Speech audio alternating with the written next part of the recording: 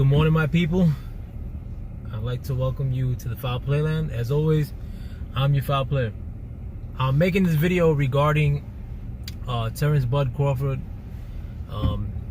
his announced fight date to fight Amir Khan on April 20th here in Madison Square Garden in my lovely hometown of New York City. I also wanted to touch upon the mismanagement of Bud Crawford and why I thought it was why I've been consistently saying that Bud Crawford made a really terrible decision in re-signing with Top Rank. And part of why I'm making this video is, or part of my motivation of making this video is because I actually saw a CJ Goodfellas video on the topic, and I heard another video in which Fred from Barbershop Conversations also made a video on the topic as well. My phone just tilted because I'm actually in the whip as I'm making this video, so you can't see my lovely mug, to your benefit more likely than not. But and this is I've had these that feeling for a while. I mean, I've commented on other people's videos, I guess, so I mean I can stand behind that, but I never made a video on Bud Crawford solely, if I believe. But here's my stance on that whole thing. Personally, pound for pound, I think Bud Crawford is the nicest boxer in the sport. I think Bud Crawford is dirty. Do I think he'll beat Errol Spence? Personally, no. Maybe if they had the same size frames, I think he could beat Steph. I think he would beat Errol Spence. But it is what it is. Errol Spence is a little bit of a bigger guy than him naturally. So for that reason, I think Errol Spence could beat him. But I do think that skill for skill, and if it were pound for pound and things played out that fashion, that Bud is number one. When he fights on ESPN or ESPN Plus, whatever have you,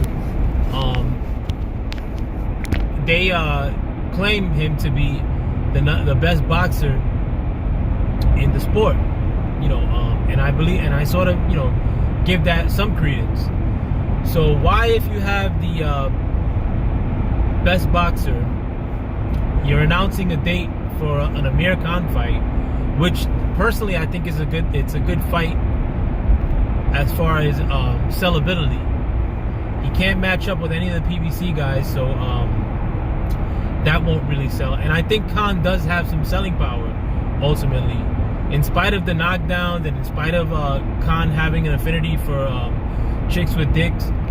He does have selling power, like, because he has a country behind him, sharp looking dude, he's taking risk, you know, he has a niche community behind him with the Arab/Indian. I know he's Pakistani, but you know, Pakistanis are Muslims, and I'm pretty sure he's Muslim as well. So you have that going for you. So does Khan have a sellability factor? You know, I think so. He has more of a sellability factor to me, or just as much maybe as like a Sean Porter.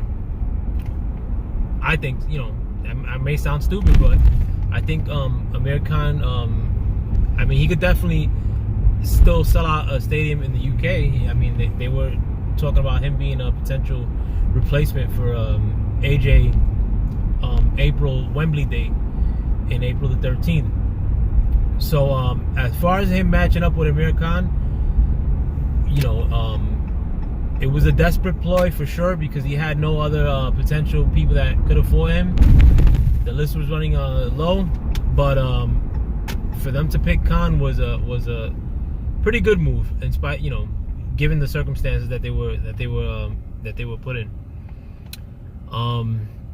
Yeah, I have these guys from the police academy grilling me like fucking for God knows what. Let me try to flip the camera. Oh, I can't. But yeah, they were just crossing the street over here. But yeah, let me adjust my camera too. But I thought that the Amir Khan Bud matchup was pretty good. Do I think it's a pay-per-view matchup? Fuck no. I don't think Terence Crawford is a pay-per-view star. When he fought that Polish kid last, which I forgot his name, and that was like a pretty even matchup. That was a pay-per-view match, and they did like 50,000 from what I heard, between 50 and 60,000. So I mean, like, given his track record on pay-per-view, he's not a pay-per-view star. Amir Khan is somewhat was a pay-per-view attraction. So, but that wasn't a match that you would throw on pay-per-view, especially when you failed your first go-round on pay-per-view. So that should have not been on pay-per-view. That should have been on ESPN, regular ESPN. But the bad thing with that is that they announced that fight after Danny Garcia Granados matchup was in the works.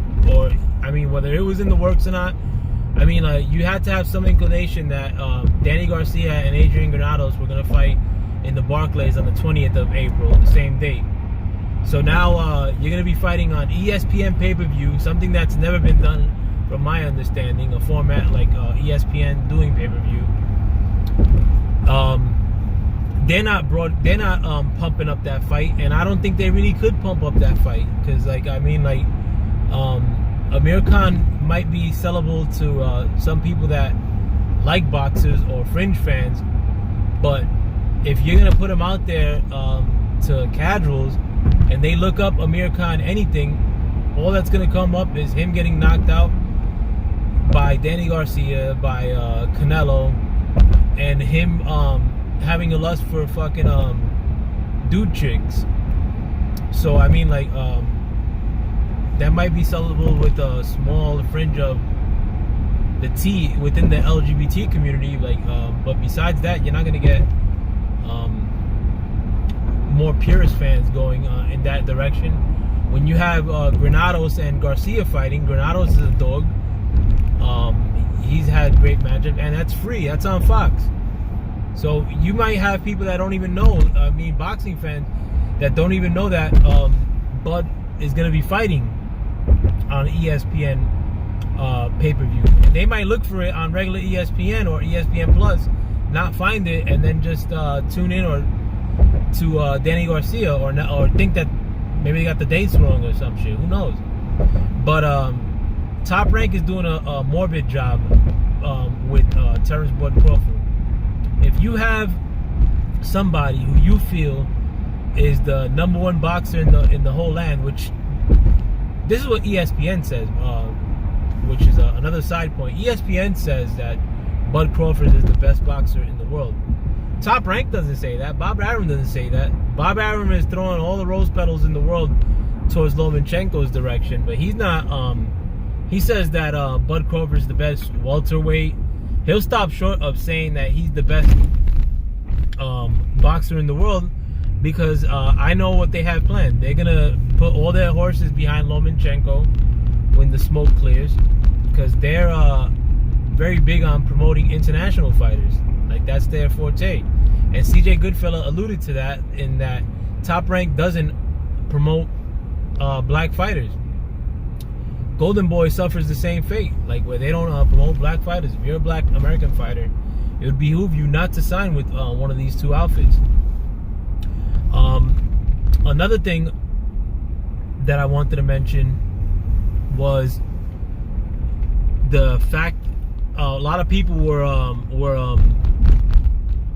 cool with Bud Crawford signing with Top Rank for a $30 million something bonus. And given several different reasons, and saying that $30 million is a lot of money, which it is.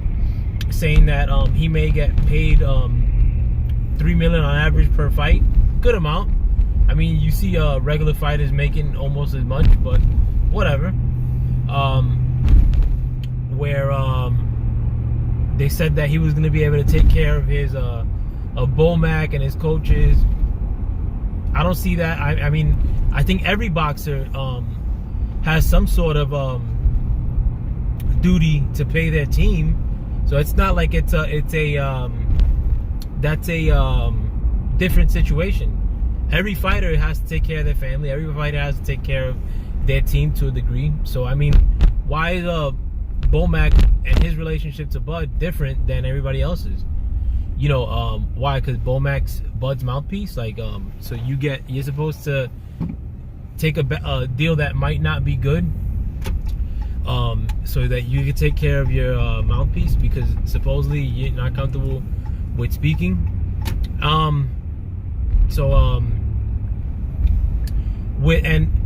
to me, another reason I thought that was the 30 million deal wasn't good is because if, according to ESPN and maybe according to a lot of boxing fans, like Bud Crawford is the best fighter in the world.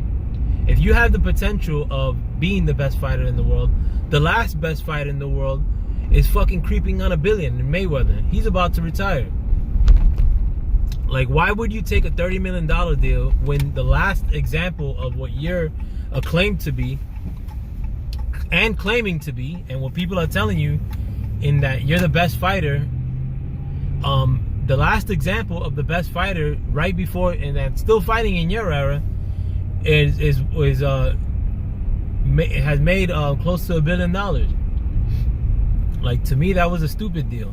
And you know, and a lot of people, they're saying now that Bud Crawford wants that fight. I mean, your actions don't wants to fight with Errol Spence and all these top welterweights. That's all fine and good, but why would you jump into another promotional company when it seems that the boxing landscape, all these promotional companies are doing in-house fights, period?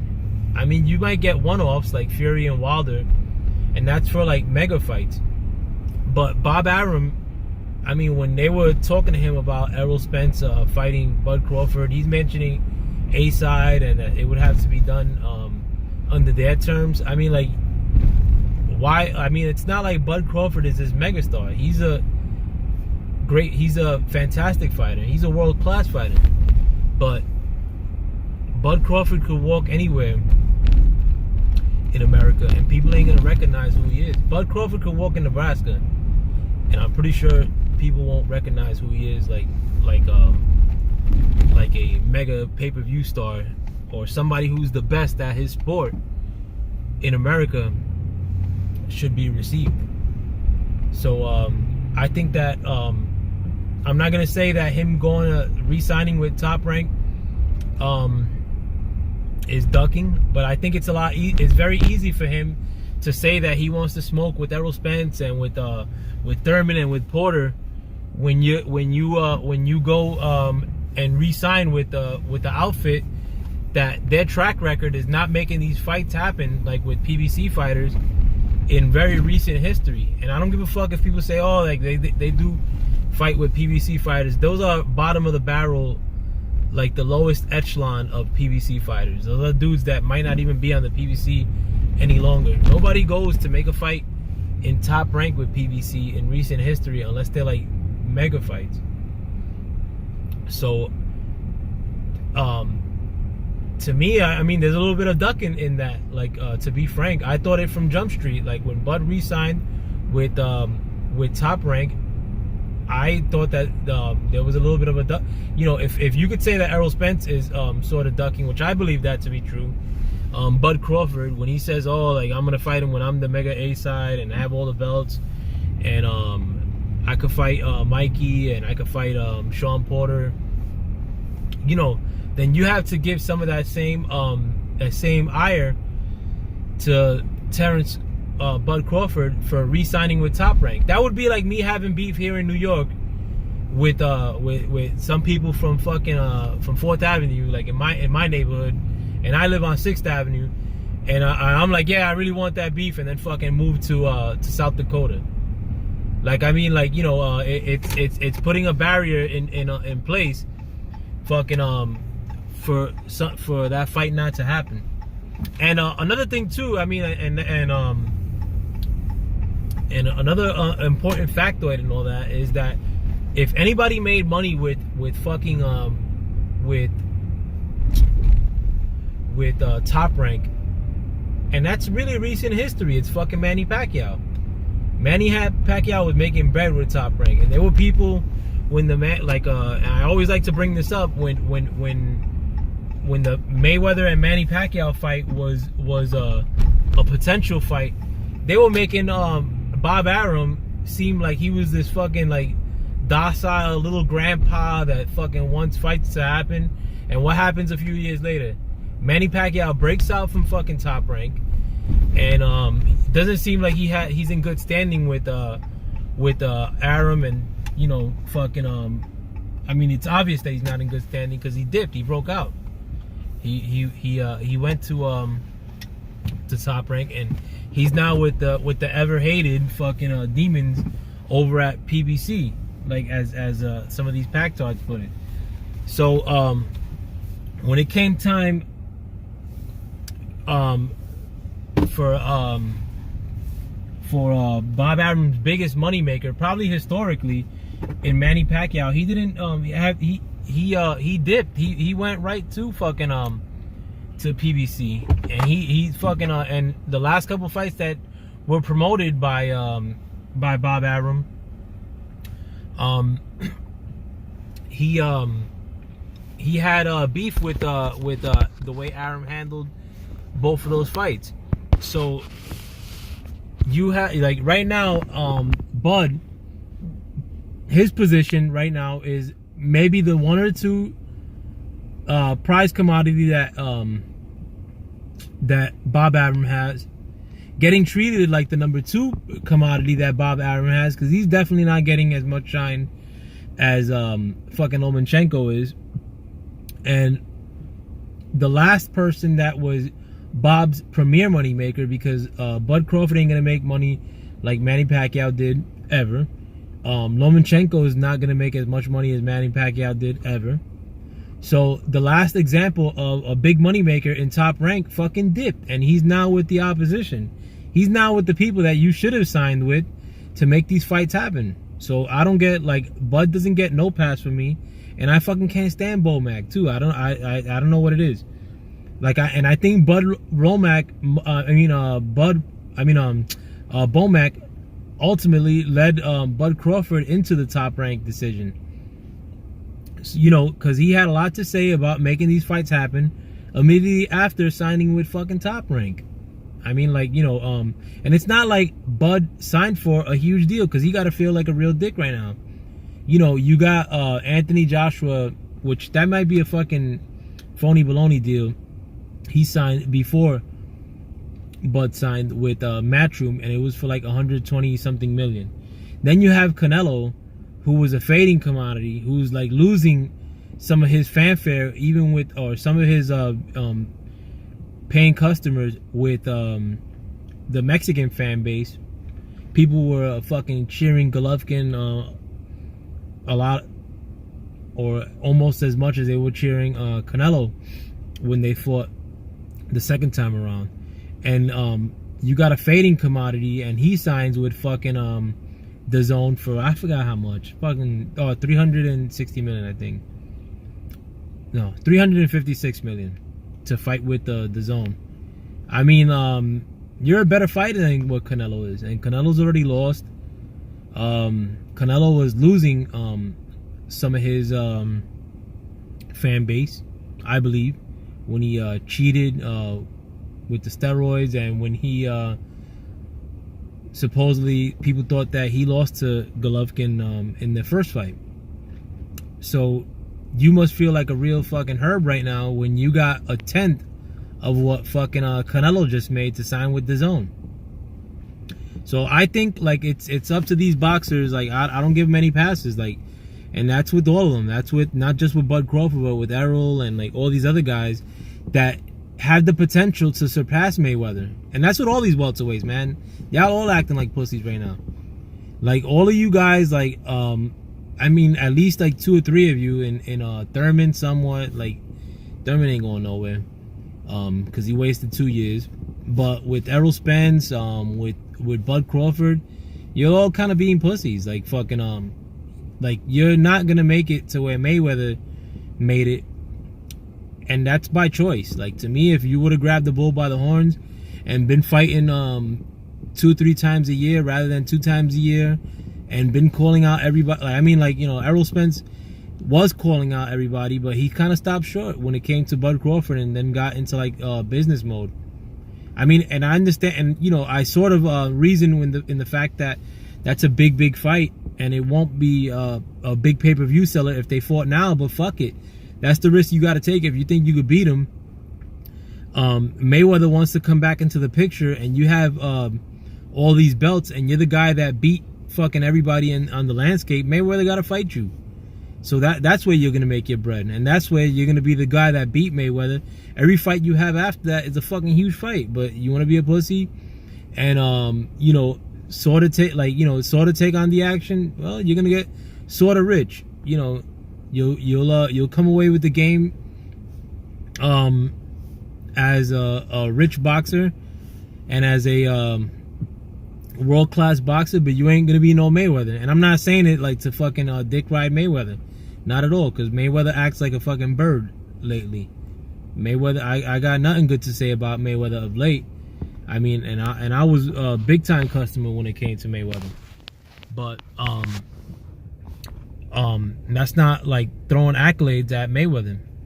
I think a lot of these guys, they should put their focus on trying to surpass Mayweather. Deontay Wilder may fucking come close to Mayweather numbers with the trajectory he's fighting on. Like, if he fights Fury 3 times, if he fights Anthony Joshua, if he stops being such a fucking herb, Anthony Joshua stops being such a fucking herb and a pussy, and he fights him 3 times, and then he fights one of these guys that are coming up in the game, these young good heavyweights like Gorman and like fucking FA, whatever the fuck his name is, and I don't know what the other guy's name is, fucking whatever, another British heavyweight that's coming up, Dubois.